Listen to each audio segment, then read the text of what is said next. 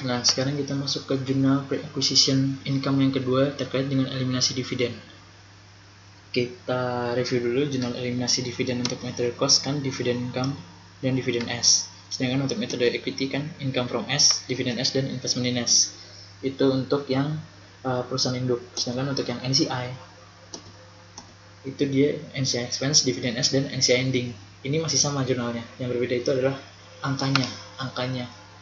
Yang membedakan antara revenue expense dan pre-acquisition income di eliminasi dividen inilah angkanya, khususnya angka di NCI-nya. Kayak gitu. Nah, untuk dividen S, income from S bagi perusahaan induk itu tetap sama, mau di metode pre-acquisition income maupun metode revenue expense. Dia diakuinya adalah setelah tanggal akuisisi.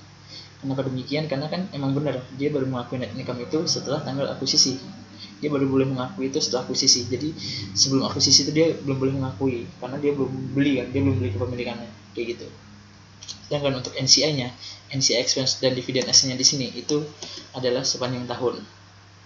Nah, bedanya adalah di NCI expense-nya. Kalau di metode revenue expense itu kan dia NCI expense-nya itu setelah akuisisi.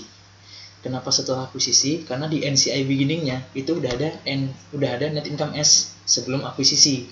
Nah, jadi karena di NCI beginning revenue expense itu udah ada net income S, makanya di NCI akhirnya itu cukup setelah akuisisi aja. Nah, jadi kan kalau sebelum akuisisi sama setelah akuisisi dijumlah itu kan sama aja sepanjang tahun. Nah, itulah yang diubah di pre-acquisition income.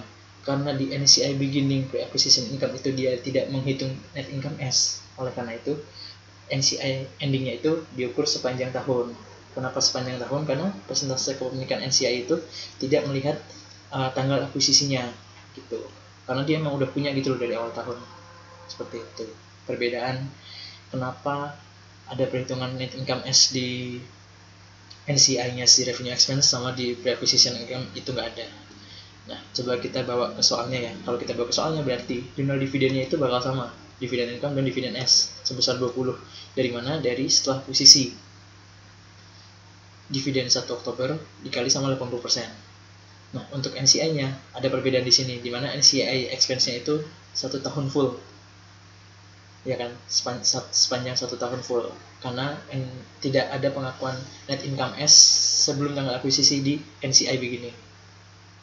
Nah, oleh karena itu cara kita mendapatkan NCI expense adalah dengan mencari selisih antara net income dengan amortized expense. Nah, net income-nya ini kita carinya langsung full setahun, jadi 60 kita kali 20% aja, jadi dapat 12 kayak gitu. Nah, untuk amortized expense ya, ini kita dapat dari 30 dibagi 5 itu setahun, dan habis itu masa amortisasi dari si paten ini sendiri. Kan paten ini itu mulai dari 1 April ya. Nah, amortisasinya itu enggak setahun, walaupun di sini judulnya itu di sepanjang tahun. Maksudnya sepanjang tahun itu ya sepanjang masa ketika aset itu tuh udah ada. Kalau net income kan udah ada dari sepanjang tahun, dari awal, nah berarti dia sepanjang tahun setahun. Nah, amortized expense ini juga sepanjang tahun, mulai dari dia diakui sebagai paten sampai akhir tahun. Berarti kan dia mulai dari April. Nah, April sampai Desember itu 9/12 dikali sama 20%. Jadinya amortized expense-nya tetap 0,9. Nah, 12 dikurangi 0,9 jadi dapat 11,1. Dividen S-nya ini tetap sepanjang tahun, 50 dikali 20%, dapatlah 10. Nah, selisihnya ini baru NCI ending di sisi kredit, 1,1. Jadi perbedaan metode pre-acquisition income dan revenue expense itu bisa mengakibatkan NCI endingnya itu beda saldo. Yang tadi kan di revenue expense dia saldo di debit ya. Nah, untuk yang pre-acquisition income ini dia saldo NCI endingnya itu ada di kredit, kayak gitu.